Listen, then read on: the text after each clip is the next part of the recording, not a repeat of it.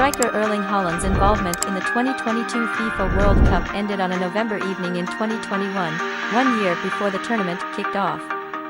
That's how it can go when a team like Norway does not survive the proscribed regional qualification process for the planet's most popular single sporting championship. It would be fair to conclude that any fanciful dreams of being proclaimed the greatest men's footballer on earth for 2022/23 might have ended that night, as well, even with the start of the season in question nearly a year away. But since last August, when Haaland began his first Premier League season with Manchester City and scored the only goals in a 2-0 victory over West Ham, Haaland has been the most extraordinary performer in all of club football. He has scored 32 goals in 28 league games to lead his team into a furious competition against Arsenal for the Premier League title, which reaches a pivotal point on Wednesday, when the two play at the Etihad Stadium in Manchester.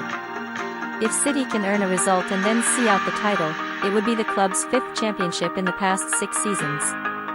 Haaland also has delivered 12 goals in 8 Champions League games, and Manchester City are in the semi-finals of that competition for the 3rd season in a row, but only the 4th time in their history. And they will play cross-city rival Manchester United for the FA Cup on June 3rd. But Lionel Messi won the World Cup. That is considered by many the single most impressive feat of 2022/23. Obviously, everyone among the Albiceleste got to stand on the platform at Lusail Stadium and celebrate as confetti was blown into the air and floated to the ground like little pieces of glory. If ever there was a one-man World Cup victory, though, this was it. Messi scored 2 of Argentina's 3 goals in the final, and set the tone with the opening strike in their penalty shootout victory. He scored 7 of the team's 15 goals in the tournament, and assisted on 3 others. He had a direct hand in 2/3 of Argentina's scores and was named player of the tournament. And that gargantuan performance over the course of 1 month of the current season is why those websites offering odds on the winner of the 2023 Ballon d'Or overwhelmingly favor Messi to be named Player of the Year. At gambling.com, Messi is listed at 1-3, with Haaland at 5-2. At bookmakers.com, Messi is a 4-11 favorite, with Haaland at 2-1. At OddsChecker, Messi is a -225 favorite, with Haaland at +200. None of those 3 sites list any other candidate as being even remotely in the picture. Which is why it seemed fair to provide only 2 options, Messi or Haaland, in reaching out to some of the top American soccer media voices to gauge their preference for the Ballon d'Or winner. The voting process only provides 1 vote to the US media, but their opinions could give us an idea as to where this is headed. And they favored Messi by a 3-2 margin. Fox Sports' David Moss, co-host of Alexi Lala's State of the Union podcast, favors Messi at this point but said, if City win the treble, it will make things very interesting. A classic club versus country debate. Kevin Egan, who calls Major League Soccer season pass games as part of the new Apple TV package, chose Messi because, as he said, I don't think any player has carried the collective weight of a starving football nation, as well as personal GOAT status, like Messi has. For me, that tips the scale in favor of Lionel Messi. It shows what a difficult task it is for anyone, other than, perhaps, Cristiano Ronaldo, to surpass Messi for the most prestigious individual award in world soccer.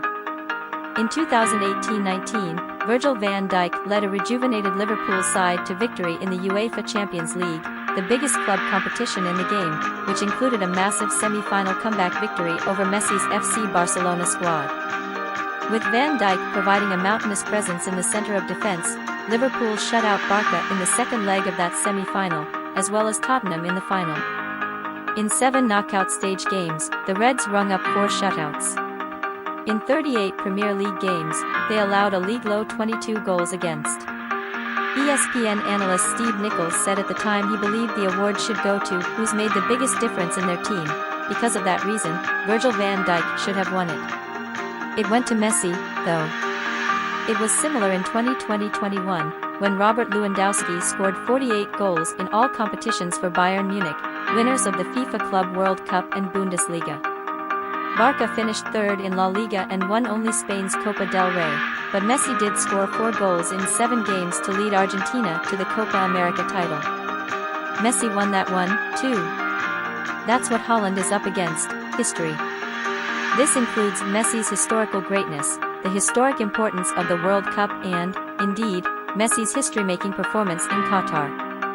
Haaland almost certainly will set a new goal-scoring record for the Premier League, which has been around since 1992 and been home to such legendary strikers as Alan Shearer, Andy Cole, Jurgen Klinsmann, Michael Owen, Wayne Rooney, Didier Drogba, Thierry Henry, and Harry Kane. Shearer and Cole have the current record of 34 goals, set when the league included 22 teams and the season schedule featured 4 more league games than Manchester City will play this year. Recent Premier League Golden Boot winners over the past decade averaged 26 goals, with only Mo Salah in 2018 and Luis Suarez in 2014 reaching the 30-goal mark. Over the past 4 seasons, no one has scored more than 23. Haaland passed that number on January 22.